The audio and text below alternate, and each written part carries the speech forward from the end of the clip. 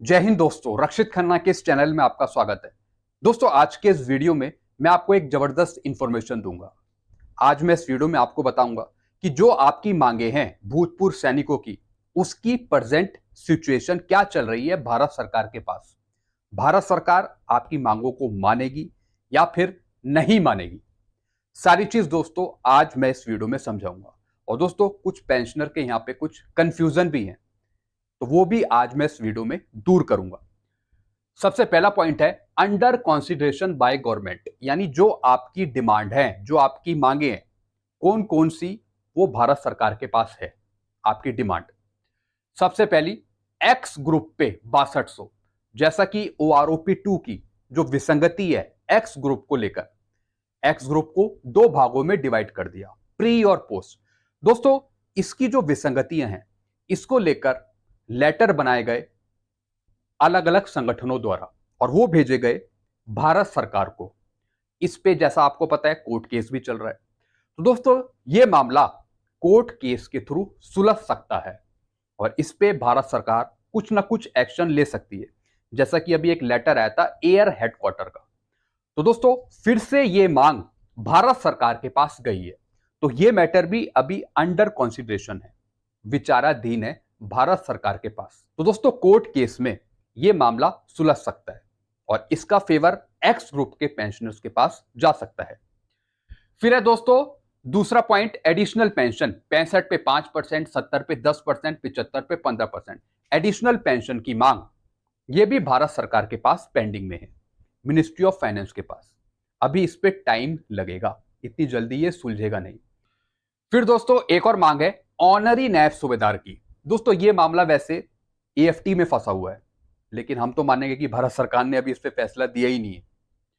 दोस्तों, ये मामला था ऑनरी नायब सूबेदार का, जो 2006 से पहले आए हैं, उनको रेगुलर नायब सूबेदार की पेंशन देना। लेकिन अभी ये मामला बंद है, अभी इस पे कोई रिजल्ट नहीं आया है, फैसला नहीं आया है। तो दोस्तों, ये भी कहीं ना कहीं भारत सरकार के अधीन है। फिर है दोस्तों दूसरा point, not under consideration by government, यानी ऐसी कौन सी डिमांड है जो अभी फिलहाल भारत सरकार विचार नहीं कर रही है।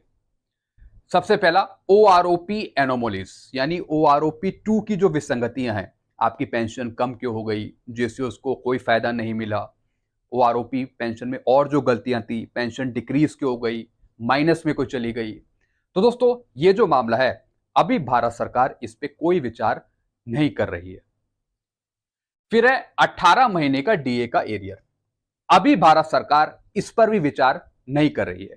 अभी भारत सरकार की ऐसी कोई प्लानिंग नहीं है कि 18 महीने का जो DA का एरियर है वो रिलीज कर दिया जाए। तमाम संगठनों का कहना है कि भारत सरकार एरियर दे दे 18 महीने का, लेकिन अभी फिलहाल भारत सरकार इस पे विचार नहीं कर रही है देने का।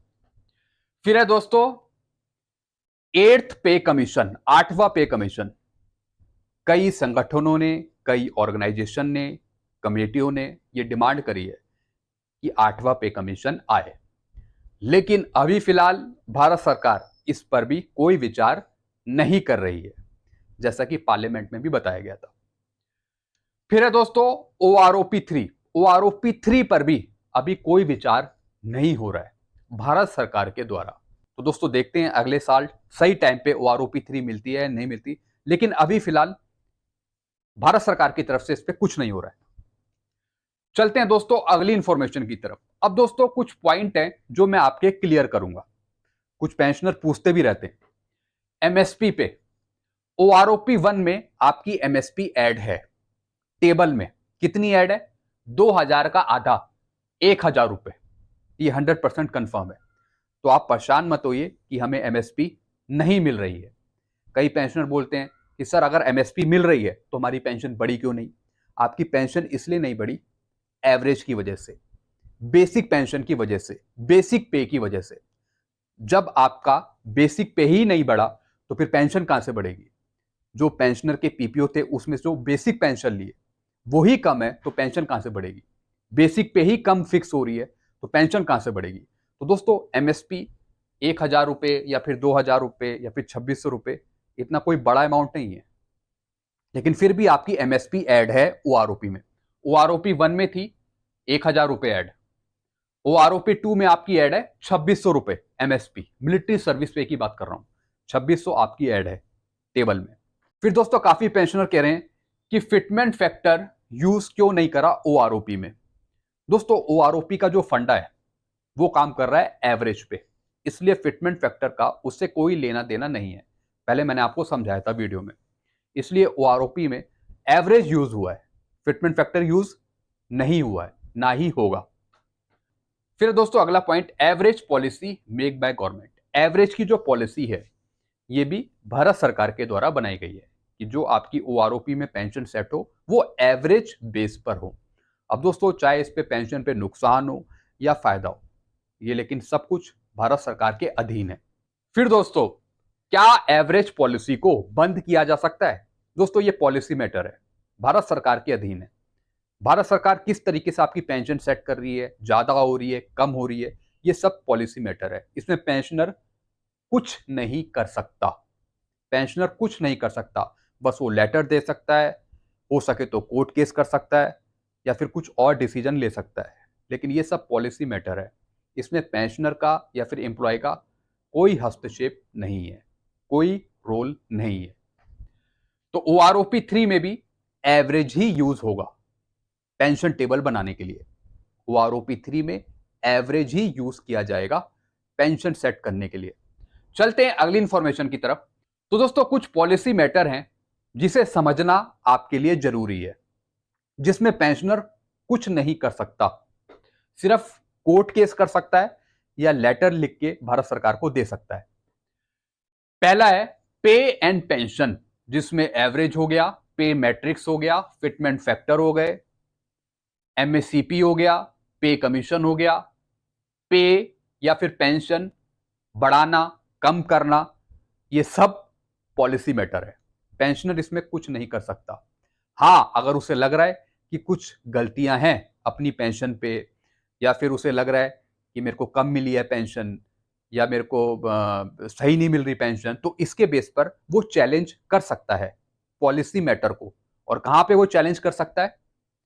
कोर्ट केस के थ्रू, कोर्ट जाकर, चाहे AFT, चाहे दिल्ली हाई कोर्ट या फिर सुप्रीम कोर्ट। जैसा कि इक्वल MSP पे पेंशनर्स कोर्ट गए हैं, एक्स ग्रुप को लेकर पेंशनर कोर्ट गए हैं, और भी चीजें हैं जिसके बेस पर पेंशनर कोर्ट केस कर रहे हैं। तो ये सब पॉलिसी मैटर है। इसके अगेंस्ट अगर आपको जाना है तो आपको कोर्ट केस ही करना पड़ेगा, और ये मैटर ज्यादातर कोर्ट केस से ही सुलझते हैं।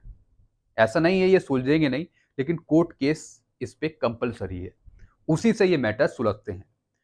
तो दोस्तों ये जो भी मैटर है ये कोर्ट केस के थ्रू ही सॉल्व होंगे। अब इसमें इक्वल MSP का भी मैटर जो है ये भी एक पॉलिसी मैटर के अंतर्गत आता है। पॉलिसी मैटर में आता है इक्वल MSP का जो ये केस है, भले ये कोर्ट में चल रहा हो, लेकिन ये भी एक पॉलिसी मैटर है, क्योंकि इक्वल MSP की जो भी रिकमेंडेशन है वो सब बनाई गई हैं 7 CPC के अनुसार या फिर छठे पे कमीशन के अनुसार बनाई गई हैं। तो दोस्तों ये जो भी मैटर है ये सुलझ सकते हैं, पॉलिसी मैटर हैं, लेकिन इसके लिए कोर्ट केस करना पड़ेगा। चैलेंज हो सकते हैं ये सब कोर्ट केस के द्वारा, AFT के द्वारा। तो दोस्तों ये कुछ इंफॉर्मेशन थी आप लोगों के लिए, मैंने आपको समझाया। अगर और भी कुछ क्वेश्चंस हैं आपके तो आप नीचे कमेंट कर सकते हैं। आई होप सारी चीजें आप अच्छे से समझ गए होंगे। वीडियो आपको अच्छा लगता है वीडियो को लाइक करें और इस चैनल को आप सब्सक्राइब कर सकते हैं। Thank you so much.